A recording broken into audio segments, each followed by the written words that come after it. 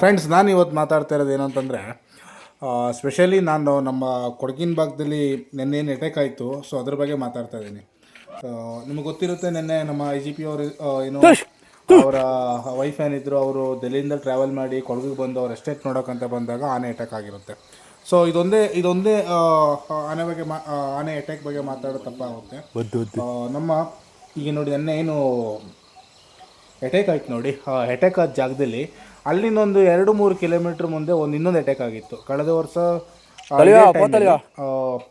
So ಒಬ್ಬರು early morning ಏನೋ ದೇವ್ರಿಗೆ ಹರಕೆ ತೀರಿಸ್ಬೇಕಂತೇಳಿ ಏನೋ ಸಮಥಿಂಗ್ ಏನೋ ಕೋಳಿ ಏನೋ ತೊಗೊಂಡೋಗ್ಬೇಕು ಅಂತೇಳಿ ಪೊನ್ನಬಸ ಅಂತ ಅನ್ನೋ ಜಾಗಕ್ಕೆ ಬರ್ತಾ ಇರ್ತಾರೆ.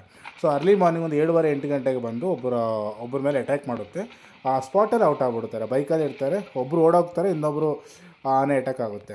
ಅದಕ್ಕಿಂತ ಸ್ವಲ್ಪ ಟರ್ನಲ್ಲಿ ನಾನು ಆ ಪ್ಲೇಸ್ನ ನಿಮಗೆ ಎಕ್ಸಾಕ್ಟಾಗಿ ಇನ್ನೊಂದು ವೀಡಿಯೋದ ನಾನು ಶೇರ್ ಮಾಡೋಕ್ಕೆ ಟ್ರೈ ಮಾಡ್ತೀನಿ.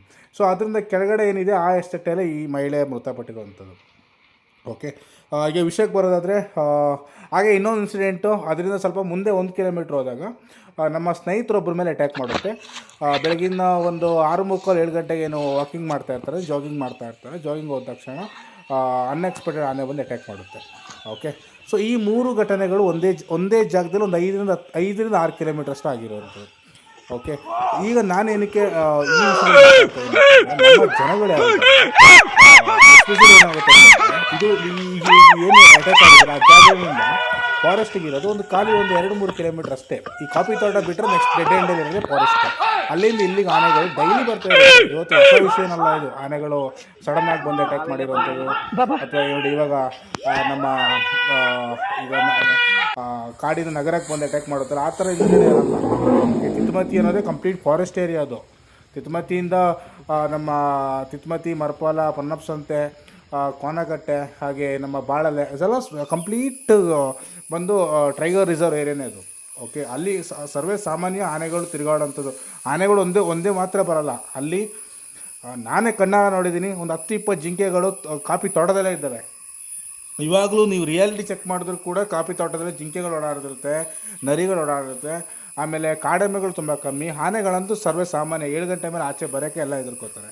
ನಾನು ಇಲ್ಲಿ ಏನು ಹೇಳೋಕ್ಕೆ ಇಷ್ಟಪಡ್ತಾ ಇದ್ದೀನಿ ಅಂತಂದರೆ, ಜನಗಳು ನಮ್ಮ ತೋಟಕ್ಕೆ ಹೋಗಬೇಕಾದ್ರೆ, ನಮ್ಮ ತೋಟಗಳು ಏನಿದೆ ಈ ಅರಣ್ಯ ಅಂಚಿನ ಪ್ರದೇಶದಲ್ಲಿ, ಕೆಲವೊಂದು ಕ್ರಾಸ್ ಚೆಕಿಂಗ್ ಅಂತ ನಮ್ಮ ರೈತ ಬಾಂಧವರು ಮಾಡ್ತಾರೆ.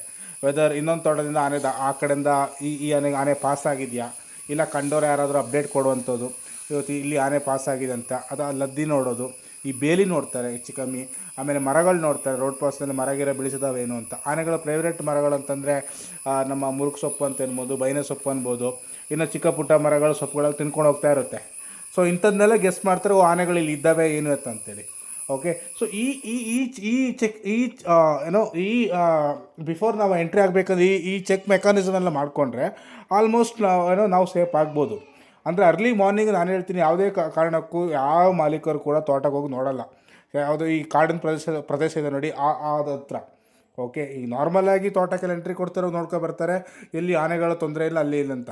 ಬಟ್ ನಮ್ಮ ಫಾರೆಸ್ಟ್ ಏರಿಯಾದಲ್ಲಿರುವಂಥ ತೋಟ ಕಾರ್ಮಿಕರು ಯಾರಿದ್ದಾರೆ, ಅವರು ಫಸ್ಟ್ ನೋಡೋದೇ ಆನೆಗಳದ್ದು ಕಾಲೆಜ್ಜೆ ಇದೆ ಏನಿದೆ ಅಂತೇಳಿ. ಯಾಕಂದರೆ ಅದು ಚಿರತೆಗಳೇನಲ್ಲ, ಮರದ ಮೇಲೆ ಕೂತ್ಕೊಂಡು ಬಂದು ಅಟ್ಯಾಕ್ ಮಾಡೋಕ್ಕೆ. ಆನೆಗಳು ಆರಾಮ್ಸೆ ಫೈಂಡ್ ಔಟ್ ಮಾಡ್ಬೋದು. ಓಕೆ, ಸೊ ನಾನಿಲ್ಲಿ ರಿಕ್ವೆಸ್ಟ್ ಮಾಡೋದೇನಂತಂದರೆ, ಇನ್ನಾದರೂ ಕೇರ್ಫುಲ್ಲಾಗಿರಿ.